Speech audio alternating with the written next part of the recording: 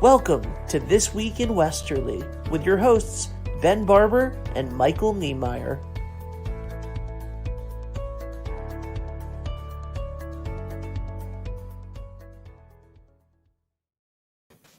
Good morning. Morning.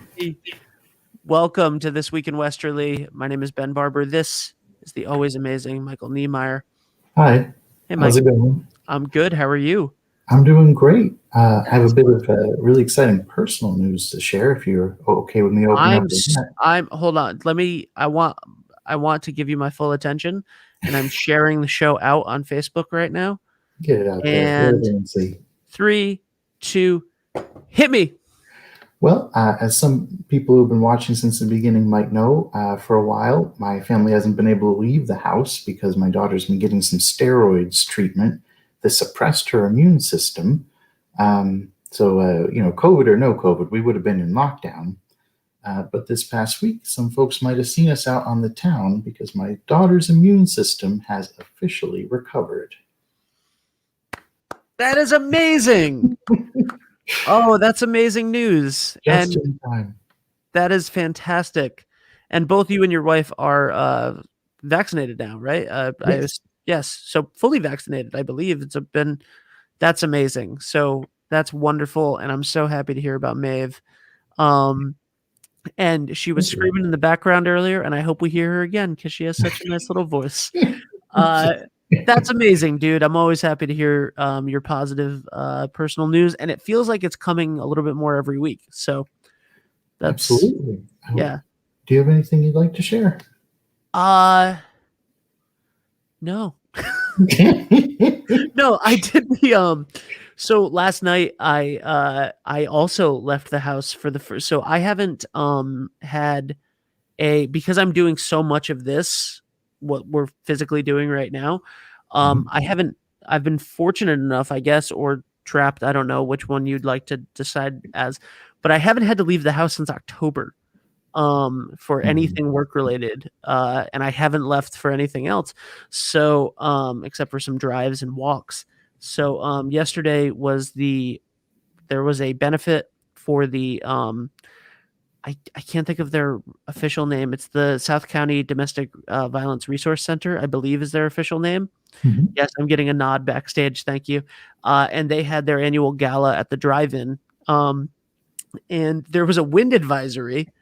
So the band, which was this huge, 10-piece band, had to cancel because of the chaotic wind at the drive-in last night. Oh, wow. So they ended up showing a live concert mixed in with the two lead singers were very gracious and still drove down from Boston to sing to some backing tracks. Mm-hmm. And it was a lot of fun, but no one knew what was going on. And I was bundled up with a hoodie and an N95 mask. And then I had I had like a different pair of these headphones on, and they weren't connected to anything. They were just to keep my hat on my head because it was so windy. And but it was a good time, and the Misquamicut Drive-In is now open. I believe Jaws plays tonight, so that is something that's new and big in Westerly. So if you like drive-in movies, go to mbadrivein.com and you can go watch movies on the beach.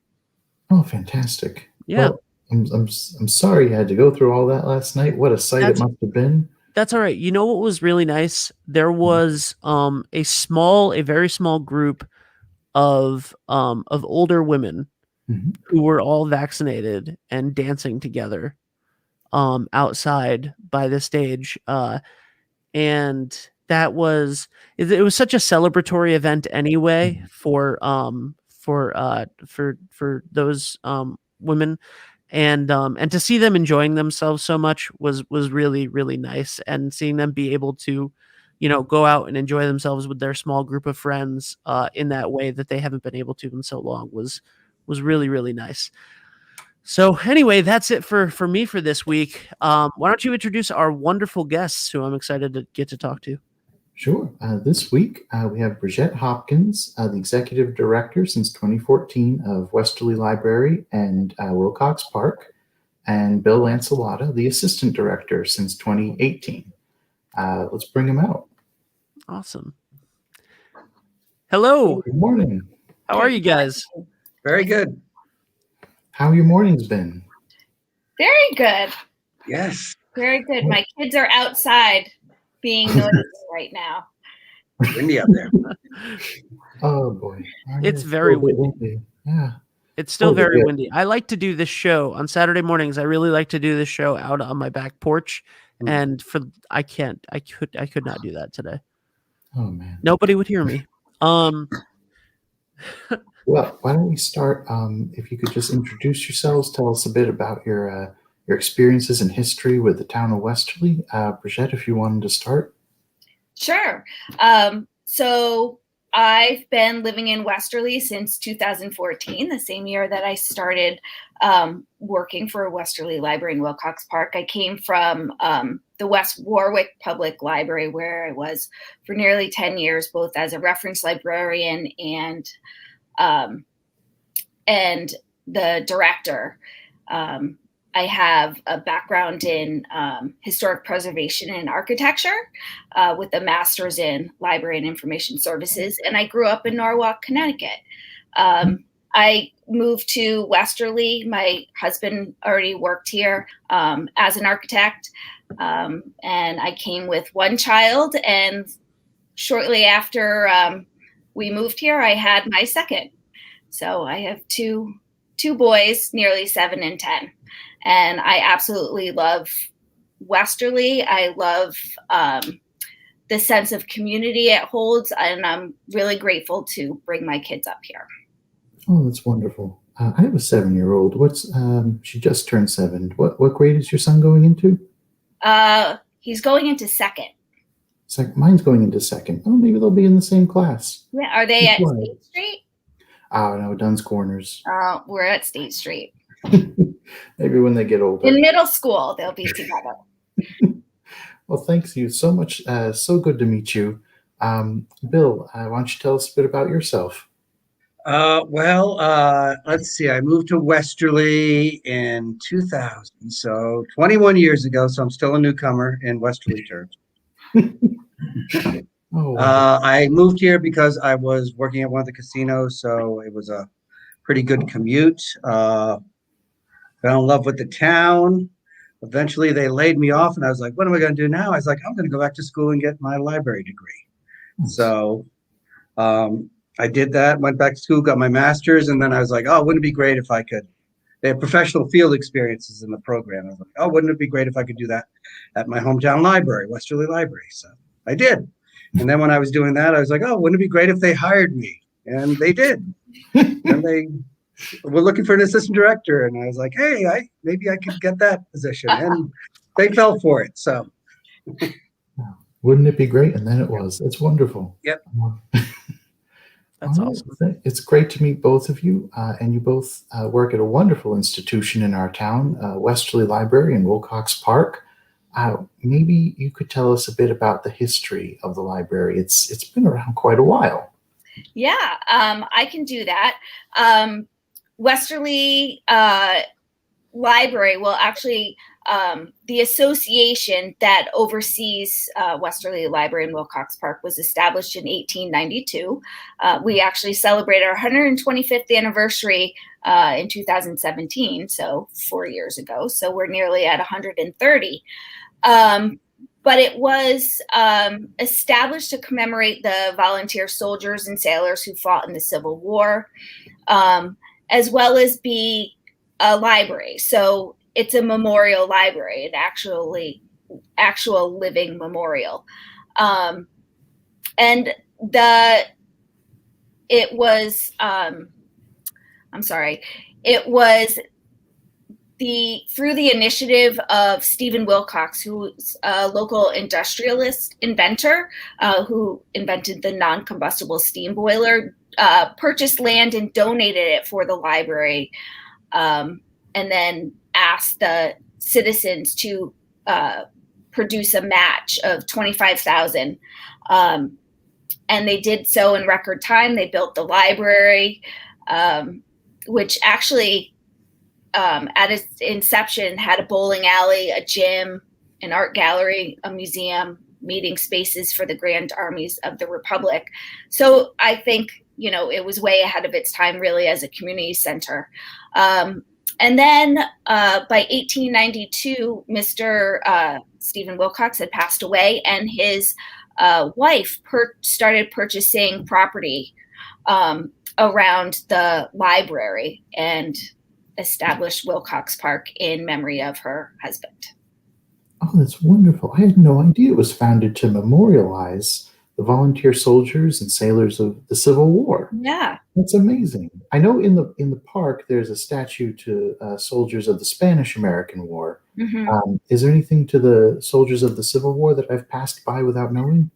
I don't believe there's a separate monument, just the library itself. Oh, that's wonderful. It's so cool. I love learning little facts like that. Oh man. Is there any chance we ever get the bowling alley back in the library? Oh, I wish. Just right in the middle of the books. I know. Maybe Right. maybe there'll be a pop-up one at some point. Oh, that's so cool. I just have one question about is it true that because there's like Westerly folklore around the library and the park, obviously. Is it true that the same designer of Central Park designed Wilcox Park? Because this is something that I've heard my entire life. It is not. It was actually designed by Warren Manning, who was an associate for Frederick Law Olmsted, who did Central Park. Thank you very much for that clarification. And we have interpretive signs throughout the park. And all that entire history of the park is laid out in those signs. So, each section of when it was added and who the designer was and that sort of thing. They're all throughout the park at the War Memorial, and so they're worth a read as you stroll around.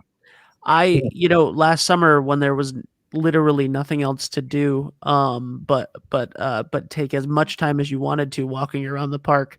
I did stop and walk and read every post that I could find about the history of it, and that was really, really nice. Normally, like, because you should take the time to enjoy it, but usually, like, you're going out for and you have like your kids with you, or you're trying to get somewhere, or you're trying to be there for exercise or whatever. And it was really nice to just take a leisurely stroll. And take as much time and really soak in all of the beauty of Wilcox Park and all of the history of it. We're so lucky to have it. Yeah. Mike, next question. Absolutely. I'm so sorry. I don't mean to derail. Oh, no, not at all. I loved the path you went down there. Take us down anytime. That's a pun. That was a pun. Good job. Now, there's been some recent history with the library as well, in terms of COVID and having to adapt. How did you manage during that time, and what's it going to be like pulling out of it? Wow, it's a big question, but we actually closed to the public on March 16th. We were already prepared, to provide hand sanitizer and that sort of all the PPE that we needed, and then we closed and.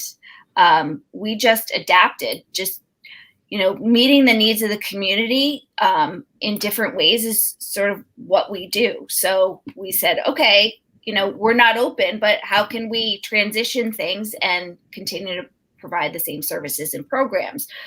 So by April, we were converting all of our in-person programs to virtual programs. There was a Couch to 5K run club, a knitting group, film club, Facebook groups. We created tutorials and that sort of thing. And there was phone a story, community hero story time. There was library takeout, and we've just slowly reopened. I'm really looking forward to being fully open, which, based on the guidelines, it looks like it's going to be within the next few months. Oh, wonderful. That's so wonderful. And thank you so much for doing all those services during the shutdown period. It's fun. And getting it all back up and running. That must have been tough, but you just said it's fun there, so.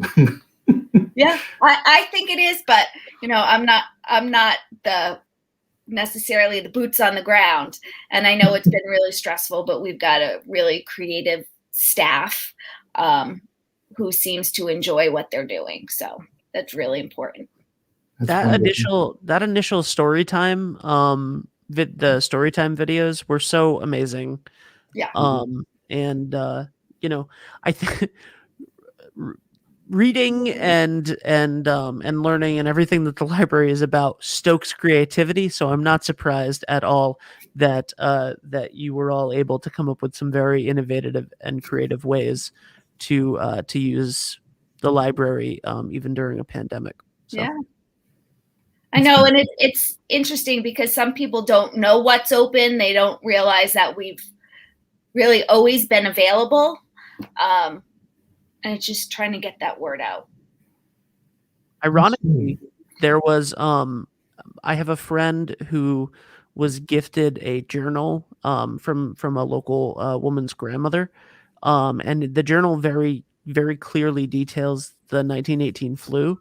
Mm-hmm. And in the journal, there's many passages that were shared with me about going to the library for resources, for lectures in the summer of 1918 about how to avoid the flu and the best practices, and when there wasn't these types of things and social media. So the library has such a rich history of helping people through even pandemics, ironically, which is very nice. And I just remembered that that at this time last year, a friend was reading those passages to me over Zoom about what the 1918 flu was like, and the Westerly Library was mentioned a lot. So that's awesome. I don't know if I've seen that. It's a private journal, so I don't think. Okay. Yeah, it's a private journal. So, but I will. I'll talk to those people and talk to you. Yeah, no problem. It's so exciting. I'm so interested in that kind of historical continuity where the library provided services then, it's here doing it again now. That's the kind of heartbeat of the town you like to hear about. And speaking of like public services that the library provides, maybe you could provide us with sort of a rundown of what some of those services are, so that folks are aware of what kind of resources they can turn to the library for. I think we can definitely do that. Well, one great resource we're about to add is a seed library at the library. So a library within a library. So we'll be offering free seeds. Okay. You can get 10 packets of seeds if you're a card holder, 5 packets if you're not a card holder. So get your library card. It's worth it. You get double the seeds. Members are encouraged to collect seeds and then give them back to us after they've used it. That way it'll be a self-sustaining seed library. And we also accept donations of packets that haven't been opened. So if people have organic, yes, non-GMO. Right. So we're starting that off. That was Cassie, one of our reference librarians, has been wanting to do that for a while, and now we're able to get that off the ground. So we've got all sorts of spring-related programs coming up. We have a gardening series every month, and we keep the old ones on our YouTube channel. So it's worth checking out the old ones. I think this one is, what is this one? Seed Saving with Master Gardener William Bedelet. I butchered this poor gentleman's name. He's talking about saving seeds from vegetables, grains, herbs, and flowers. And that'll help our seed garden. What kind of seeds are coming out of the seed library, if folks are interested? Lots of vegetables. Vegetables, okay. Wonderful. My dad's a big gardener, and when I told him I'd be interviewing the both of you, he said to make sure I ask about the Master Gardener's involvement. So I'm going to butcher it too, Mr. Bedelet there. I'm going to definitely turn my dad's attention to that because and the seed library here. Yeah, that program is on Tuesday, May 18th. Tuesday, May 6 to 7. 18th. If you'll give me a moment to actually write this down for my own purposes. Wonderful. And unfortunately, we aren't able to do the garden market fair, which we usually do every spring. Mhm. So instead of that, we're doing an online plant sale. So this is stuff that's our park staff have been putting together. Some stuff is grown from seedlings in the park. Some stuff is that, well, I know that we have 3-foot Japanese snowbell, which are saplings from Wilcox Park, one of our champion trees. So in the park, there are several trees that are champion trees, which means they're the best example of this tree in the state. So how many do we still have, Brigitte? Oh, we lost a couple last year. Big So windstorm. we maybe, I don't know exactly, 9, Yeah. I want to say. And I still think it's the most on a single property in the state of Rhode Island. Now, if someone wanted to take a chance at getting one of those saplings there, where for this plant sale, where would they go? Well, it's going to be online. It's going to be May 17th through the 22nd. Okay. First come, first serve for the plants. Let's see. Yeah, so there'll be, if you go to our calendar on our website, there'll be a link to it where you could choose whatever plant you want. We got 3-foot dawn redwood, 3-foot green giant arborvitae, Japanese maple, Korean fir. We got shrubs, mungo, pine, lilac, rose of Sharon, lots of flowers, blue hostas, mixed daylilies, sorry. So.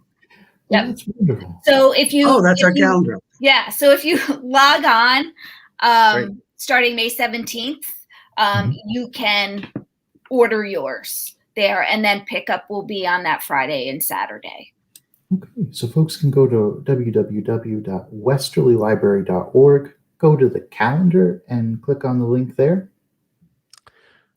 Yeah. So Okay. let's get back to the home. All right. All right. Am I seeing it? All right. So back to the home, and then events, full calendar. Yep. And then you can just click the link on the full calendar for whatever the event is. Yep. Some of our events require registration.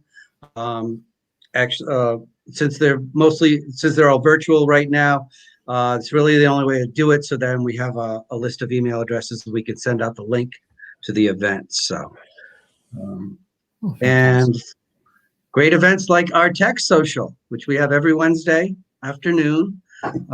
It's just a great sort of social Zoom gathering where people can talk about either exciting things about technology or problems they're having with technology.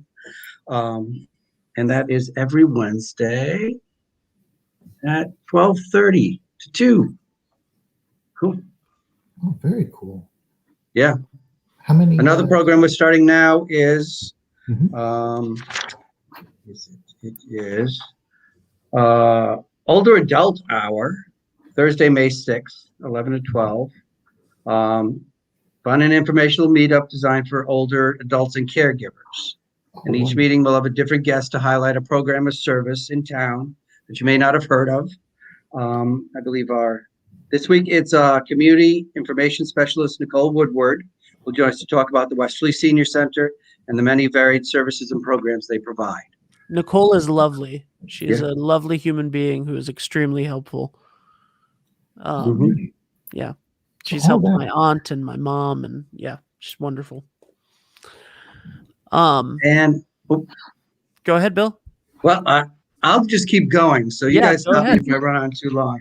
We've got our Community Voices series, where every month we talk about a different issue in town, or just things that people are talking about. And this week we have April Dinwiddie and Kevin Lowther, both area residents, and they'll be discussing about their experiences as persons of color in the mostly white community of Westerly, as well as the work with Westerly Anti-Racism Coalition. So this is going to be on Wednesday, May 5th, 5:30 to 6:30 p.m. So I encourage everyone to check it out. April and Kevin joined us for a reading of a letter from Birmingham jail this past Martin Luther King Day. And they're both great speakers. And so it should be a really interesting program. Definitely go check that out. We've had April on. She's a friend of the program. And I definitely encourage folks to go check out her speaking there. Yeah. And Kevin is a friend of mine, as well as you may know him better as Big Lux, the violin player, and just a wonderful, two wonderful human beings. So again, these programs are amazing. Mike? Wow. There's just so many programs you just listed there, and they cover such a diverse array of topics, but all about bringing the community together on topics of interest. You got things like what my dad's interested with, gardening. You got April Dinwiddie and Kevin talking about issues that are on such a grand scale, and all through the library. It's a wonderful series of public services, and I'm so glad that you're here to tell folks about them, because a lot of those I didn't know about, and I'm sure a lot of other folks didn't know about, and it's really exciting to find out about. Yeah. If I might interject for a second, I just, we talked about the history and that Westerly Library in Wilcox Park is owned by it's owned by an association. So we are actually a private organization, 501c3, and actually not part of the town. We do receive subsidy from the town for operating expenses, but we are private. So we actually rely on contributions from donors as well as fundraisers to continue our operations and be able to do all these wonderful programs and provide these services. And we do have a fundraiser coming up. Oh, really? Yes, early June. So we're calling it Picnic in the Park. We started planning this because we really didn't know what it was going to be like, what we were going to be allowed to do, not allowed to do. So it's $75 for a picnic. So you'll be getting food for a family of 4. Along with a whole bunch of activities in a cooler bag, and you can take it and have a picnic in the park, or you can take it to the beach, or bring it home if you don't want to sit out in the park. But that's so cool.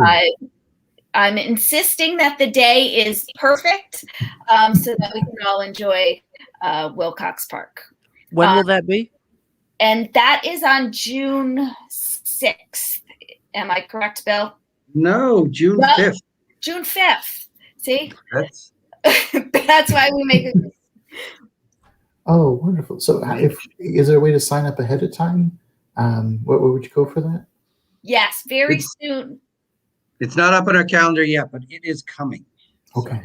So stay tuned. I assure you, if it was up on the calendar yet, it would have been on our screen. Yes. June 5th, a fundraiser to help fund these essential public services that we've been talking about here. Yeah, and we offer more than we can list in this half an hour. So, we were talking. We have hotspots and iPads that we lend out, and we have a maker space that we can't wait to open back up that has amazing tech for creative collaborations, and so much more. Oh man, I'm sure we could have an hour-long program about that. Oh my goodness. Well, one thing I wanted to ask, we're coming up on the half hour. I don't want to keep you all too long, but one thing I wanted to ask, just just for my own personal benefit, because I have a little kid at home. If you have a little kid and you want to bring them to the library, what kind of stuff is on offer? What could parents bring their children to the library for? Well, unfortunately, right now, because of the state and federal guidelines, a lot people aren't being encouraged to just hang around in the library. So a lot of we used to have active play areas and toys all over the place. We aren't able to do that now. So people are basically encouraged to just come into the library and get their items and leave. So we haven't been able to do that sort of fun activities in the building. Everything we've had to switch to is pretty much online and remote. We're hoping to, as the weather gets warmer and we can make use of our beautiful park, hopefully we'll be able to do some outdoor programming of that we have sort. summer reading program coming up. Yes, So, summer reading program is big. Yeah. And it's not just for kids, it's for teens, it's for adults. For all ages. Yeah. How does that work? What's that? Well, people will be able to sign up online, or if they come in, we'll help sign them up in person too.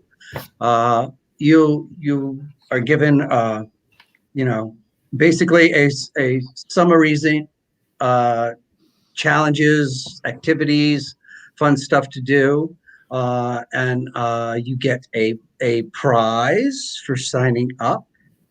And then if you complete the whole summer reading program, you have a chance to win I'm not sure exactly what the prizes are. There's a prize package for a certain number of lucky winners who complete the whole program. It's a lot of fun. I mean, kids are doing it every year, and we're doing it longer this year. Do you know when sign-up starts, Brigitte? I think it's right after school ends. Okay. So maybe after school ends, and the whole family can do it. Yeah. You know what's amazing is that there are so many things going on at the park and the library, and as I showed you today, with the Westerly Library's website, westerlylibrary.org, is so incredibly easy to use. It's really just you click what you're looking for, and then you click the next thing, and then you can sign up. And so there's a ton of events on that event calendar. There are a ton of programs. It's separated into adults, kids, teens. There are, if you need social services, right? If you're not familiar with the different social services parts of town, there's a link that you can click for that. There's so much information that you guys put out, right? And that's what a library, especially a community library, should do, right? So you're collecting information, you're giving out information, and you're just really such a core centerpiece of the fabric of this community.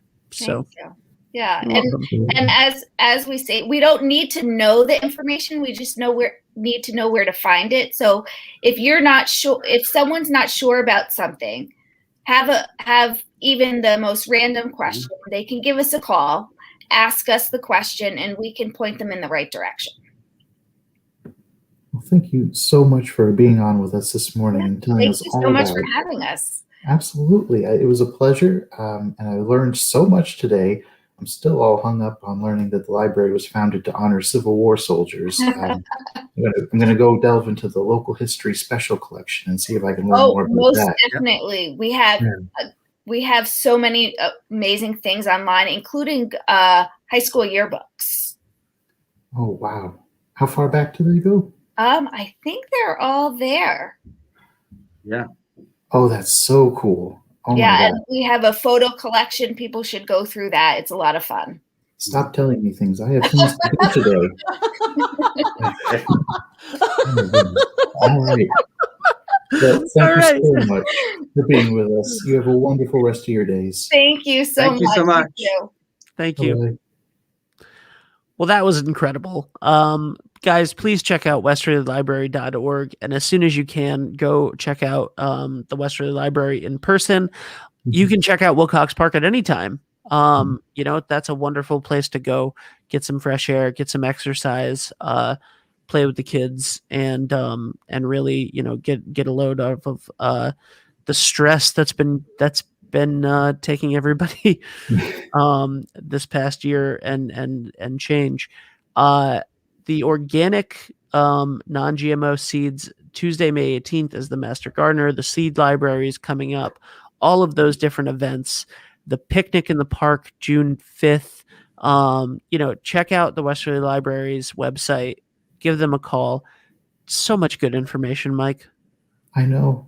I've gotten very excited this morning to bring my. I know Bill said you come in, you get your item, and that's it. But the item she's getting is a book, and that is so important. And so I'm still really excited to get her in, get her out, and come out with something she can be excited about, a whole new world of imagination that she can delve into. So that's just the basic service of the library. And as we've heard today, they offer millions of other opportunities. Yes. Yep. It's fantastic.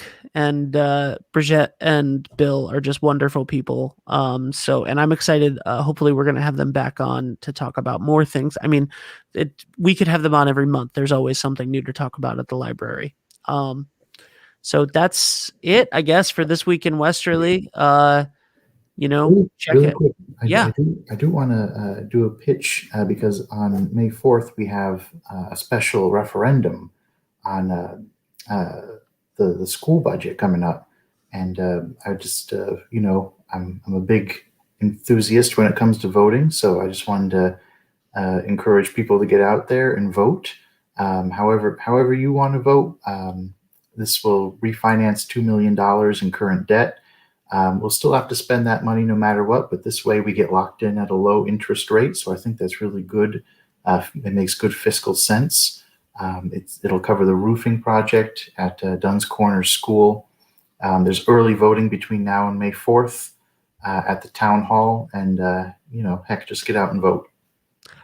I have tried to help get this school referendum in its different incarnations passed every time it's come up. The schools, the community is so strong here in Westerly. Yeah. And our children are wonderful, intelligent, talented, so full of life, and they deserve to not have to wear winter jackets in school. Fundamentally, yes. Fundamentally, they deserve to be in a building that has more than one working toilet.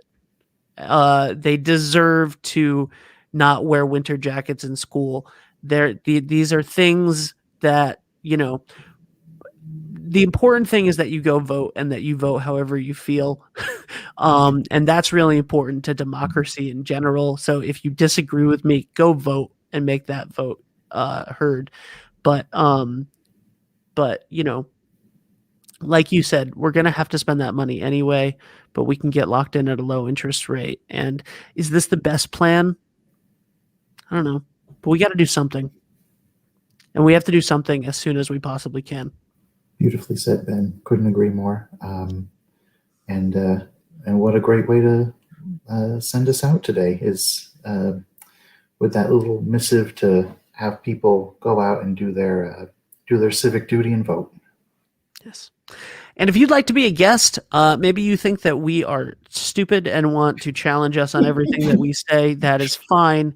But please send an email to michaeltniemeyer@gmail.com if you'd like to be a guest on This Week in Westerly, and talk about your business, your organization, your favorite business and organization, whatever it is that you'd like to talk about. I'd really love to talk to anyone. Yes. Anyone in Westerly. Everyone's voice should be lifted up and heard. And hey, let's do it. Yeah. Sorry. I've lost Ben. Oh no. Yes. Sorry. All right, guys. Thank you very much. And we'll see you next week. Bye-bye. Bye.